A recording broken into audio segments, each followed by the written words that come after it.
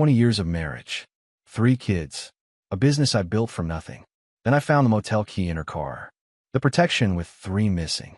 My wife wasn't working late. She was meeting her boss at a $40 a night dive. I didn't just catch them. I destroyed them both methodically. My name is Dorian Hayes.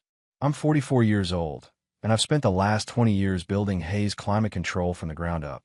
Started with just me and a beat-up van, doing HVAC installs for folks who couldn't afford the big companies. Now I've got 8 guys working for me, 3 service trucks, and a reputation in Austin that money can't buy. I'm the guy people call when their AC dies in August, when it's 105 outside and their kids are melting into the couch. I married Vanessa 20 years ago. She was 22, working as a receptionist at a hotel downtown. I was 24, covered in duct sealant and refrigerant burns, but I had ambition. She liked that about me, she said. Said I had drive. We had Ethan a year later, then Madison 3 years after that, and Connor came along when we thought we were done having kids. 3 beautiful kids who didn't deserve what was coming. Vanessa worked her way up to event coordinator at the Grand Meridian Hotel. Big place, lots of conferences and weddings. She was good at it too, I'll give her that. Organized, detail-oriented, knew how to talk to people with money. The job paid decent, gave her something to be proud of outside of being a mom. I supported it, encouraged it even. That was my first mistake. It started subtle. Maybe 6 months ago, though I can't pin down the exact moment things shifted. She'd come home an hour later than usual, claiming some last-minute crisis with a wedding reception or a corporate event. I didn't question it. That's the hospitality business, right? Emergencies happen. Then it was 2 hours late. Then 3. Dorian, you don't understand the pressure I'm under, she'd say when I'd mention it. Her voice had this edge to it, like I was the unreasonable one for wanting my wife home for dinner with our kids. I'd be at the kitchen table with Ethan, Madison, and Connor, reheating whatever casserole I'd thrown together. Ethan, 17 and sharp as a tack, would glance at me with this look. He knew. Even at 14, Madison felt it too. Only Connor, at 11, still asked innocent questions like, when's mom coming home? The phone thing really got to me. Vanessa used to leave her phone on the counter when she showered, on the nightstand when we went to bed. Now it was in her pocket, in her purse, locked with a new passcode I didn't know. When I asked about it, she laughed it off. The hotel makes us change passwords monthly for security, she said, not meeting my eyes. Corporate policy. I'm not a suspicious man by nature. I fix air conditioners and heaters. I solve problems with wrenches and gauges, not by spying on my wife. But something in my gut was turning sour, like old milk you don't realize has gone bad until you've already poured it in your coffee. Then came the Friday that changed everything. It was a Tuesday morning in March, when everything came into focus. Vanessa's car wouldn't start, battery dead as a doornail. She was panicking because she had some big event at the hotel, so I told her to take my truck. I get her car jumped and drive it to work. You're a lifesaver, she said, kissing my cheek like everything was normal. Like she wasn't hiding something that would blow our family apart. After she left, I called my buddy Rick, who runs an auto shop 2 blocks over. He came by with his jump kit, and we got the sedan running in 10 minutes. I climbed in, adjusted the seat, checked the mirrors. That's when I decided to clean out her car. Vanessa was always leaving junk in there, coffee cups and receipts, and promotional materials from the hotel. I popped open the glove compartment. That's where I found it. A key card from the Riverside Inn, one of those cheap motels off Highway 71. The magnetic strip was worn like it had been used multiple times. My stomach dropped like I'd stepped off a cliff. I kept digging. Behind the insurance papers and vehicle registration, I found a small box. The kind jewelry comes in, but when I opened it, there were 3 missing from a pack of protection. My hands started shaking. The kind of tremor you get when your body knows something your mind doesn't want to accept yet. I sat there in her car, in our driveway, staring at that motel key card. The Riverside Inn. I knew that place. It was 30 minutes outside Austin, the kind of spot people go when they don't want to be seen. $40 a night, no questions asked, paying cash if you want. I should have confronted her right then. Should have called her, demanded answers. But I'm a methodical man. I fix problems by understanding them first, gathering all the information before I make a move. You don't troubleshoot a faulty compressor by guessing. You test every connection until you find the break. So I made a decision. I'd watch. I'd wait. I'd gather evidence until I had the whole picture. That afternoon, I drove to an electronics store in South Austin where nobody knew me. Bought a GPS tracker, one of those small magnetic ones that sticks to the underframe of a car. Cost me $95. I installed it that night in Vanessa's wheel well while she was inside, putting Connor to bed. The next day, I created an account and watched the little blue dot on my phone as Vanessa drove to work. The Grand Meridian Hotel, just like she said. She stayed there until 2 in the afternoon. Then the dust started moving. It went straight to the Riverside Inn. She stayed there for 3 hours. 3 hours in the middle of a workday, at a cheap motel 30 miles from her job. When she came home that night, she looked tired, smiled at me like nothing was wrong, asked how my day was, helped Madison with her science project. I wanted to grab her shoulders and shake her. Wanted to scream, but I kept my face neutral, my voice steady. I learned a long time ago that anger without evidence is just noise. I needed more than a motel key card and a GPS. I needed proof that would stand up in court, that would protect my kids, that would make sure she couldn't twist this around on me. That weekend, I told Vanessa I had an emergency install in San Antonio. Big commercial job, I said. Had to leave Friday afternoon. She barely looked up from her phone when I told her. Okay, babe, she said. Be safe. I wasn't going to San Antonio. I was going hunting. Friday came, and I played my part perfectly. Kissed Vanessa goodbye, told the kids I'd be back Sunday night, threw my duffel bag in the work van like I was heading to San Antonio. But I only drove 15 miles before pulling into a truck stop, where my friend Tom was waiting with his Ford Explorer. Tom and I went back to high school. Played football together. Worked construction one summer when we were broke and stupid. He's the kind of friend who doesn't ask questions when you need help. Just shows up. You sure about this? Tom asked as I climbed into his passenger seat. Yeah, I said. I need to know. We drove back toward Austin, staying off the main roads. I had my phone open, watching that blue that represented Vanessa's car. She left the hotel at 6:30, right on schedule. But she didn't head home. The dot moved south, toward Highway 71, toward the Riverside Inn. There, I said, pointing. Tom pulled into a gas station across the street from the motel. We had a clear view of the parking lot. Vanessa's sedan was already there, parked near room 117.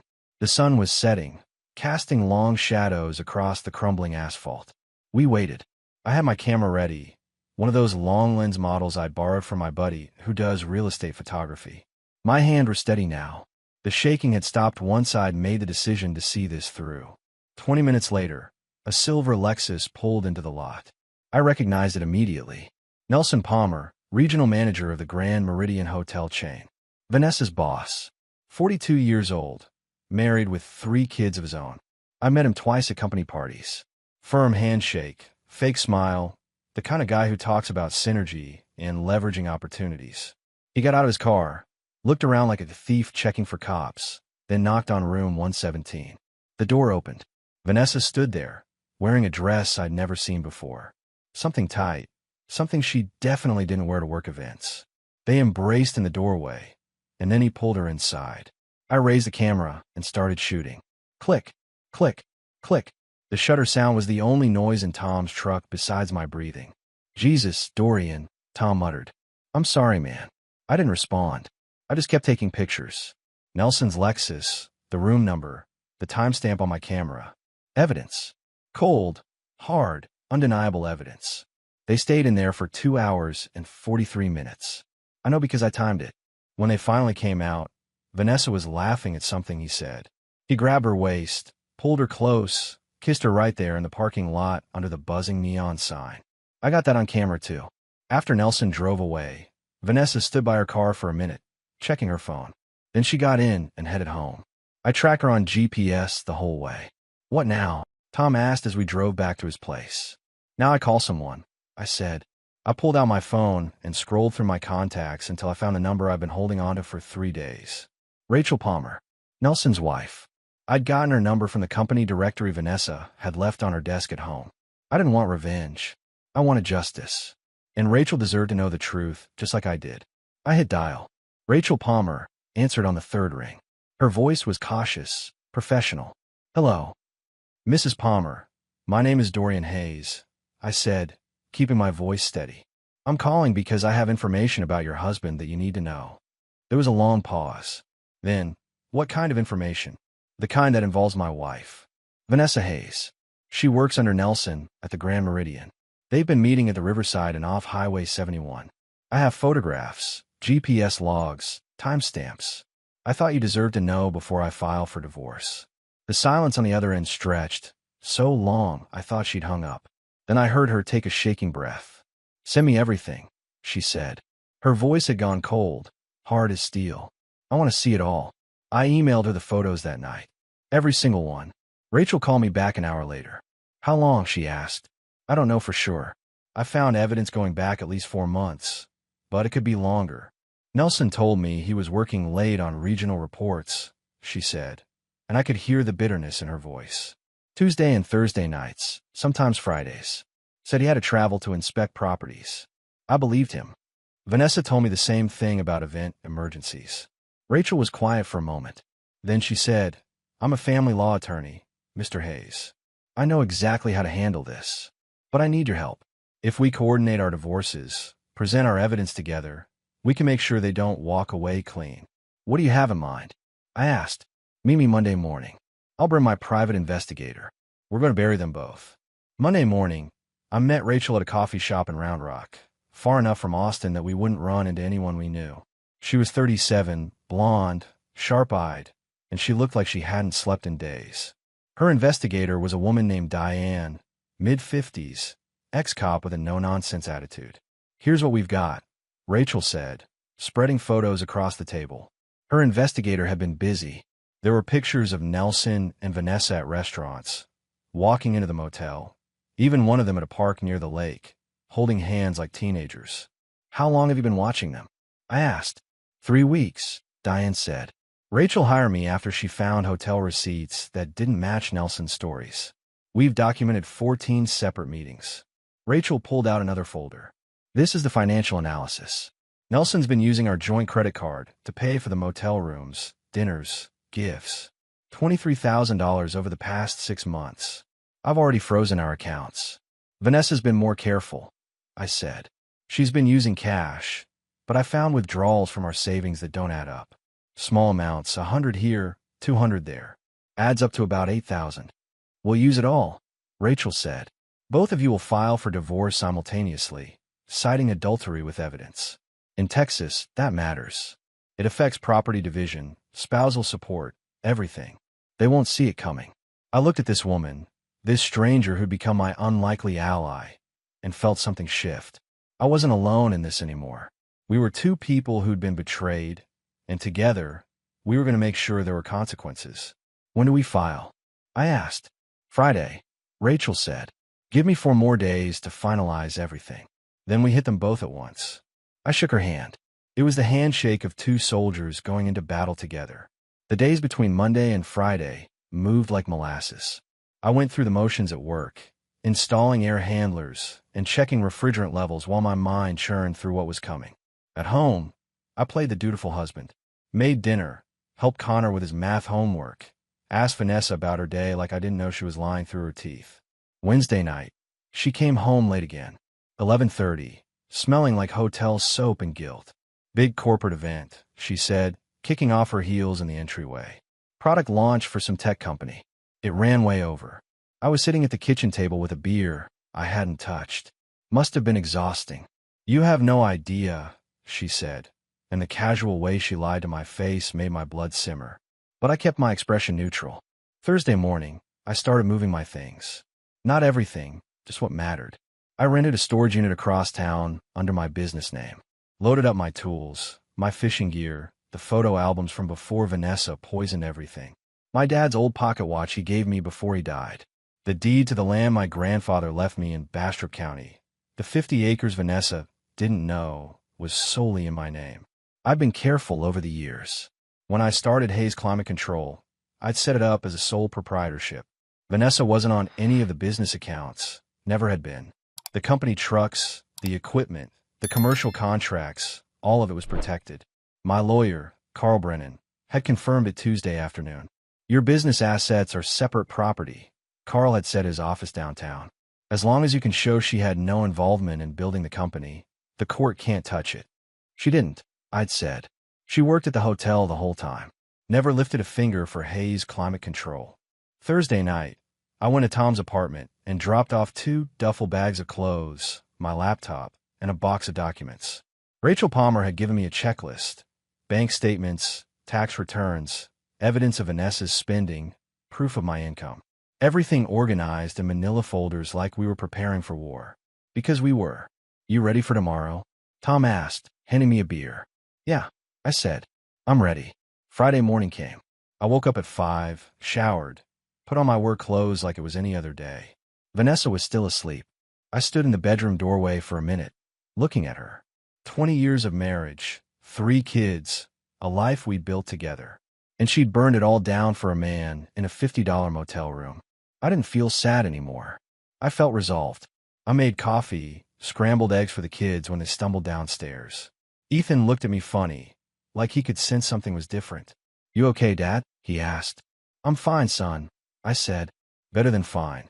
At 7:30, I kissed Madison and Connor goodbye, told them I loved them. Ethan was driving himself to school these days, so I pulled him aside before he left. Whatever happens, I said quietly, you take care of your brother and sister. You understand? His eyes widened. Dad, what's going on? You'll know soon enough.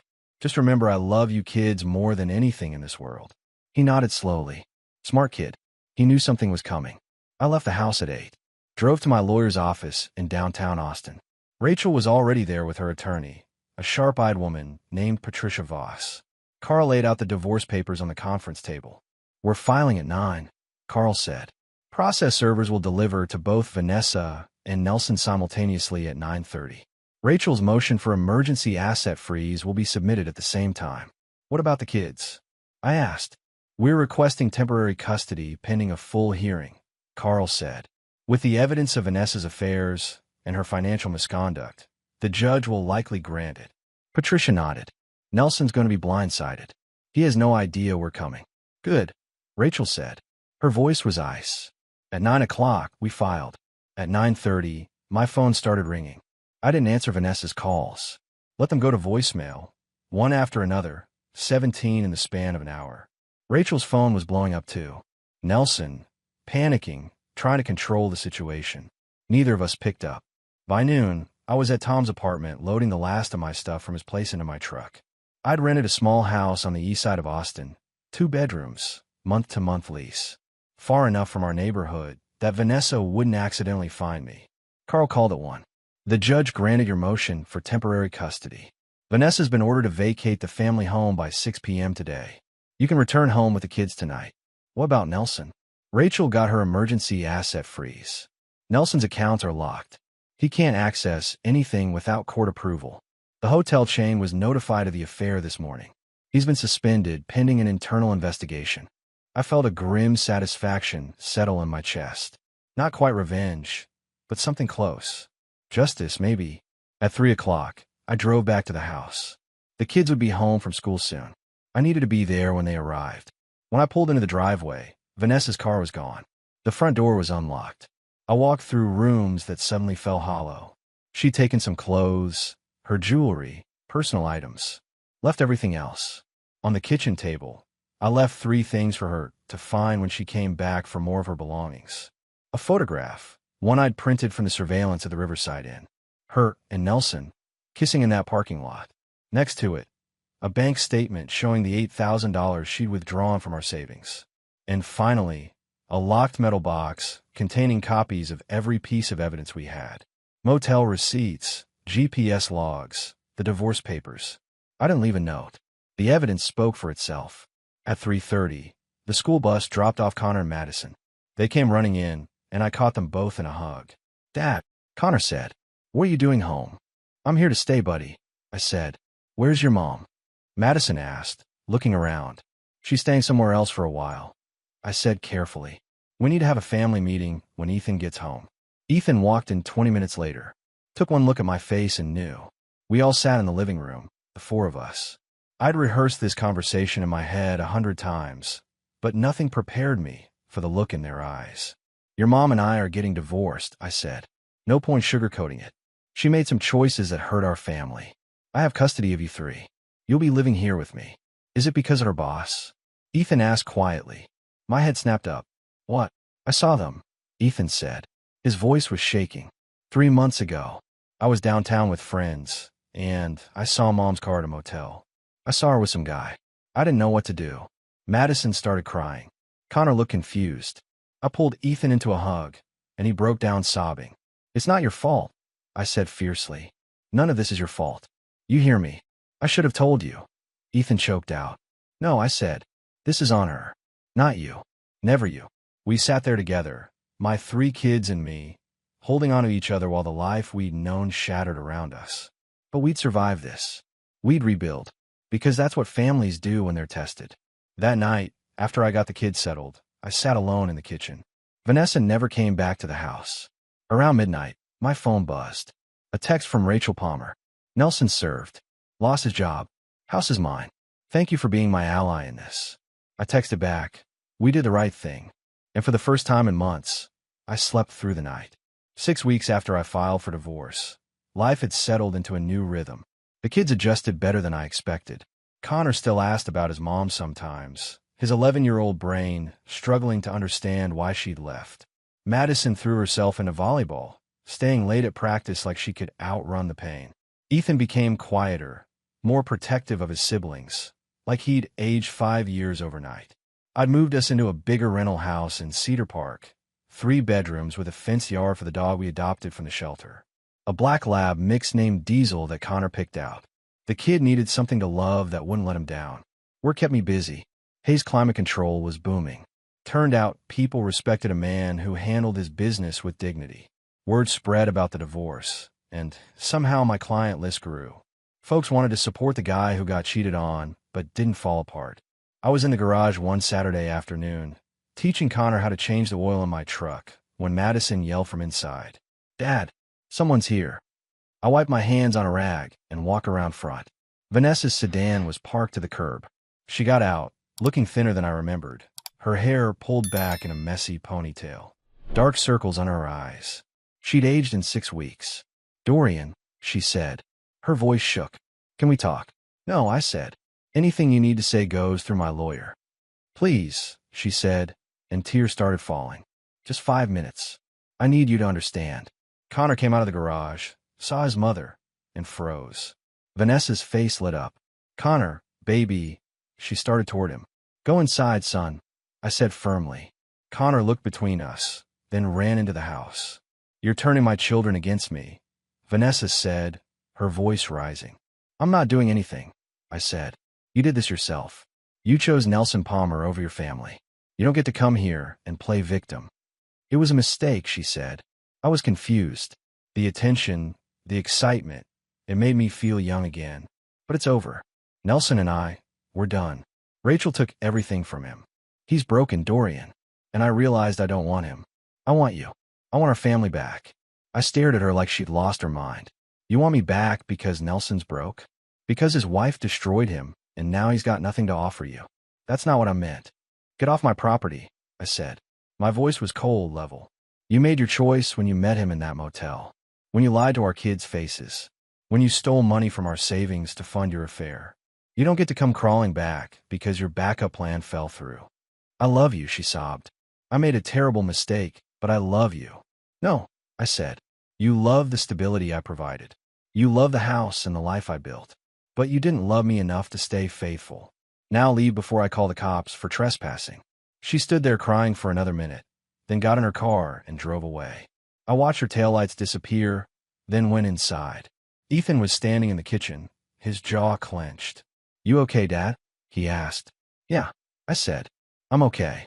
And I was. Because I'd already grieved the woman I thought I married.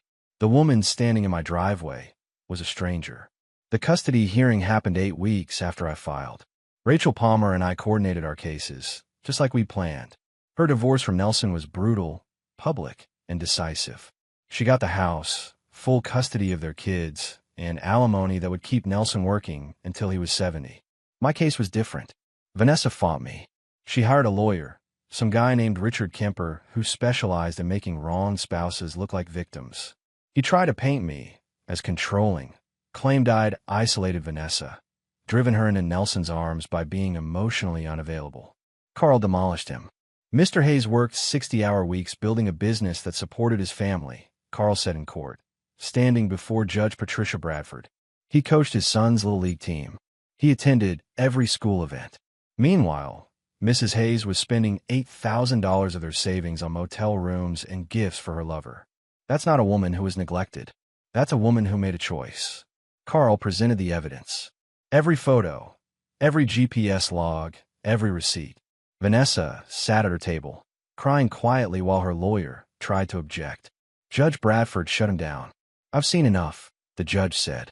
Mrs. Hayes engaged in an extramarital affair that she funded with marital assets. She showed poor judgment and a pattern of deception.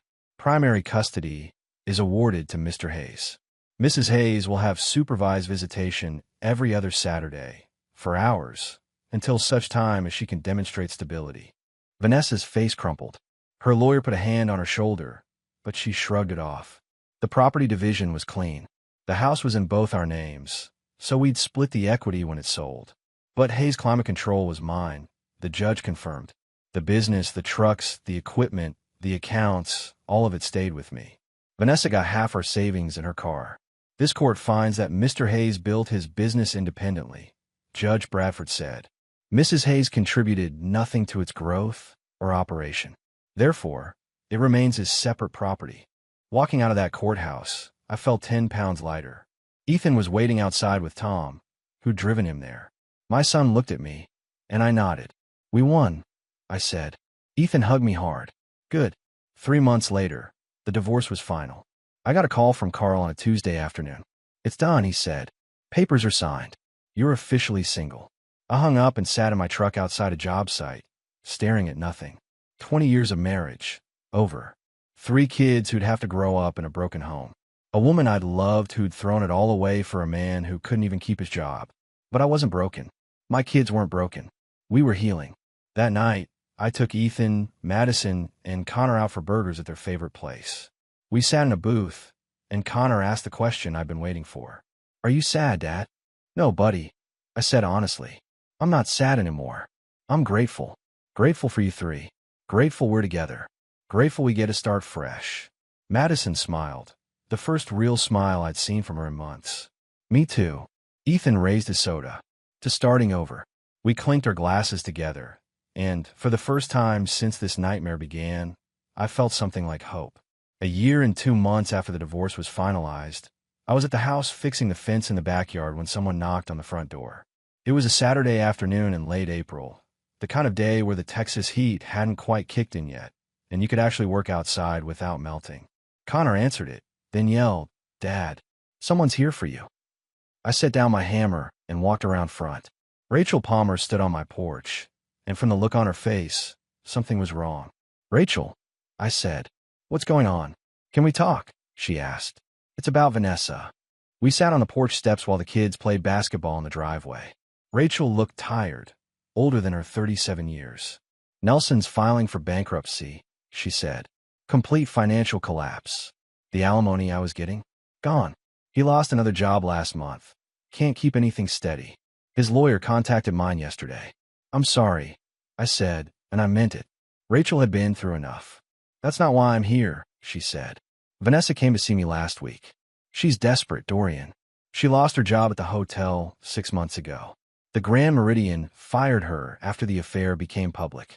She's been working as a waitress, barely making rent. And now she's blaming me for everything." My jaw tightened. What did she say? She said I destroyed Nelson's life, which destroyed her life. That if I just stayed quiet, they could have been happy together. She actually asked me for money. Rachel's voice was bitter. "Can you believe that? The woman who helped wreck my marriage asked me for a loan." "What did you tell her?" "I told her to leave my property before I called the police." Rachel looked at me. "She's unraveling, Dorian. I thought you should know. She might show up here again." "Let her," I said. "She can't touch us anymore." Rachel stood to leave, then paused. "You know what the worst part is? Neither of them ever took responsibility. Nelson still claims it was all Vanessa's fault, that she seduced him. Vanessa blames everyone but herself. They deserve each other." After Rachel left, I went back to fixing the fence. Ethan came over, holding a basketball. "Who was that?" he asked. He was 18 now, heading to Texas State in the fall on an academic scholarship. "Rachel Palmer," I said. "Nelson's ex-wife. She wanted to warn me that your mom's struggling. Ethan's expression hardened. Good. Son. No, Dad, he said. I know you want us to be better than that. But she made her choice. She chose him over us. Now she gets to live with it. I couldn't argue with that. At 18, Ethan had more clarity than most adults. That evening, Madison came home from volleyball practice and announced she'd been named team captain for next year. We celebrated with pizza and ice cream. Connor told jokes that weren't funny but made us laugh anyway. And I looked at my 3 kids, healthy and happy, and knew we'd made it through the fire. Vanessa never came by, never called. The supervised visitations had ended after she missed 3 in a row. The kids stopped asking about her. Life moved on. 14 months after the divorce, I met someone. Her name was Jennifer Reeves, and she was a music teacher at Connor's middle school. I'd seen her at parent-teacher conferences, always professional, always kind to kids. She was 39, a widow who'd lost her husband to cancer 3 years earlier. No kids of her own, but she loved teaching them. We started talking at a school fundraiser. Nothing heavy, just small talk about Connor's progress, about music programs, about life. She had this laugh that made you want to keep talking just to hear it again. Would you want to get coffee sometime? I asked before I could overthink it. She smiled. I'd like that. Our first date was at a cafe in Round Rock. We talked for 3 hours. About our pasts, our kids, our mistakes. She didn't judge me for the divorce. Didn't ask invasive questions. Just listened and shared her own story. My husband was sick for 2 years before he died, Jennifer said. It was the hardest thing I've ever been through. But it taught me that life's too short to waste on people who don't value you. I'm learning that too. I said. We took it slow. No rushing, no pressure. I introduced her to the kids 3 months later at a casual barbecue. Connor loved her immediately. Madison was cautious, but warmed up when Jennifer asked about volleyball. Ethan was protective, watching her carefully, but eventually he pulled me aside. She's good, Dad, he said. She's real. 10 months after our first date, I asked Jennifer to marry me. Simple proposal, nothing fancy. We were at Zilker Park with the kids, flying kites on a Sunday afternoon. I pulled out the ring while Connor was distracted by a dog. Jennifer Reeves, I said, you brought light back into our lives when we needed it most. Will you marry me? She said yes, tears streaming down her face. The kids cheered. Even Ethan, who'd been skeptical about me dating, hugged her. We got married 4 months later in a small ceremony at a chapel in Austin. Ethan walked Jennifer down the aisle. Madison was the maid of honor. Connor carried the rings. Tom was my best man. Rachel Palmer came, bringing her kids. It was intimate, genuine, full of people who'd stood by us. Hayes Climate Control kept growing. I hired 3 more technicians, bought 2 new trucks, landed a contract with a major commercial developer. The business I built alone was thriving. The kids flourished. Ethan graduated top of his class, headed to college with a full ride. Madison got recruited for volleyball by 2 universities. Connor made honor roll every semester. And Vanessa? I heard through the grapevine that she'd moved to Dallas, trying to start over. I wished her well, genuinely. Not because I forgave her, but because holding on to anger would have poisoned the life I'd rebuilt.